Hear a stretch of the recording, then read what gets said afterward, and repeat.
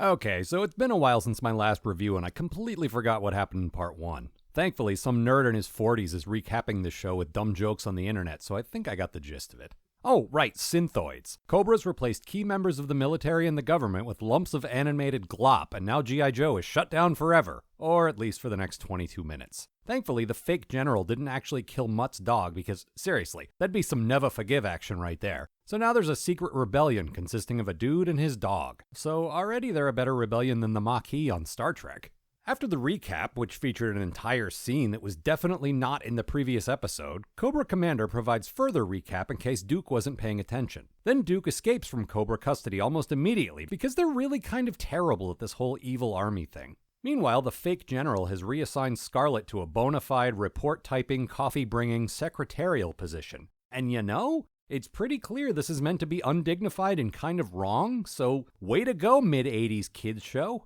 Scarlet calls Duke to organize a secret meeting of the reassigned Joes, but fake Synthoid Duke picks up and immediately rats her out to fake Synthoid General, who in turn reports to real non-Synthoid Cobra Commander. Fortunately, Beard Guy here is monitoring something and prints something out, or whatever? I don't know. Somebody knows what's going on now, I guess. The Rebel Joes have a secret lamplight meeting, and fake Synthoid Duke doesn't act at all suspicious.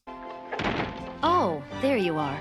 Look, I'm with you all the way, guys! And here's the bold plan they decide to move forward with. Go back to the base they were all reassigned from and take back the expensive equipment they couldn't afford to maintain. How positively diabolical!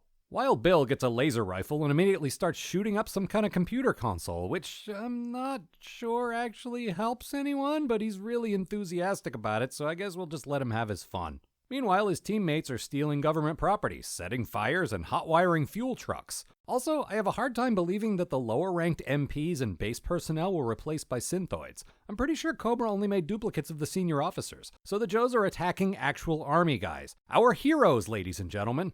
Next, they go to the airfield and steal some jets, and Destro is there waiting for them.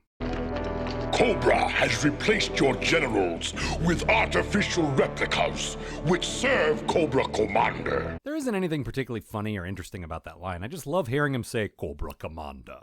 Anyway, Destro's defected from Cobra because Zartan made a copy of him for like 10 seconds, and that really offended him, I guess? I don't know. I can buy that Destro sometimes gets sick of Cobra Commander and Zartan's stupid crap, but I'm not super clear about which stupid crap in particular drove him over the edge this time. I guess it doesn't matter. Destro provides a distraction in the form of some cool drone things, which I guess he then sat on for like 20 to 25 years before selling them to these guys he's attacking them with in the first place.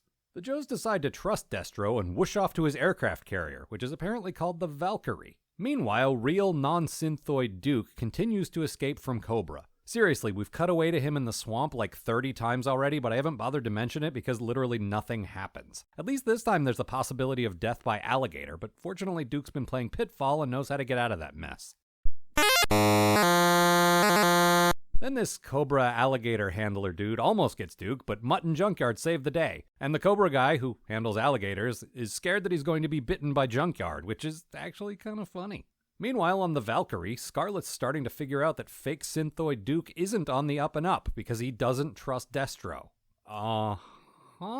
And Mutt and Duke take their stolen fanboat thing back to Cobra HQ to free the guys who were kidnapped and replaced with Synthoids. Cobra Commander puts the base on Yellow Alert, which apparently just entails him screaming, "Yellow Alert!" over the PA.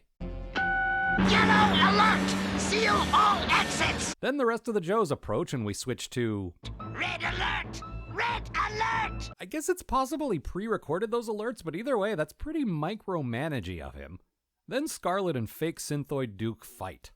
My controls are locked. I can't eject. Ooh, sick burn. He's got your number, Scarlet. Then the two Dukes fight, and it's as boring as you might think. And Cobra Commander presses the button that makes all the Synthoids melt for some reason? I don't know, I guess he realized we only had like 2 minutes left and they didn't want things to spill over into a part 3. Cobra Commander and Zartan escape and everything goes back to normal, and nobody in the government seems at all concerned about the theft, property damage, unprovoked violence against non-Synthoid ground-level army guys, or, treason, the only crime actually called out in the US Constitution. Oh, also they straight up collaborated with a known enemy of the state. And you gotta imagine Destro's pretty high on the most wanted list in this universe. But nope, no punishment, everything's just fine for some reason.